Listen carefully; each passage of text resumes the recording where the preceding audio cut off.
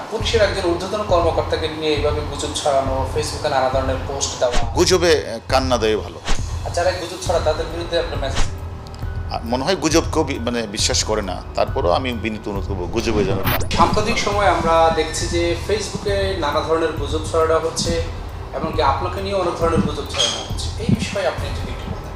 না, সামাজিক যোগাযোগ মাধ্যমে অনেক আগে থেকে অনেক গুজব চলছে। আমরা এই গুজবকে কোনো পাত্তা দিচ্ছি না। আমরা বিনীত অনুরোধ করব কেউ যেন গুজবে কান না দেয়।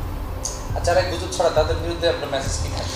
মনে করি যে যারা গুজবটা ছড়াচ্ছে ফেসবুকে বা বিভিন্ন জায়গাগুলিতে, যদি তাদের বিরুদ্ধে কেউ যদি আইনগত ব্যবস্থা নিতে চায়, তারা থানায় নিতে পারবে। আর পুলিশের একজন ঊর্ধ্বতন কর্মকর্তাকে নিয়ে এইভাবে গুজব ছড়ানো, ফেসবুকে নানা ধরনের পোস্ট দেওয়া, আপনার অসুস্থ, হাসপাতালে ভর্তি, আপনাকে সরিয়ে দেওয়া হচ্ছে, এই যে নানা গুজবগুলো ছড়ানো হচ্ছে, এটা নিয়ে কোনো ব্যবস্থা? গুজবে কান না দেওয়া ভালো। আর মনে হয় গুজবকেও বিশ্বাস করে না, তারপরেও আমি বিনীত অনুরোধ করবো গুজবে যেন কান না দেয়।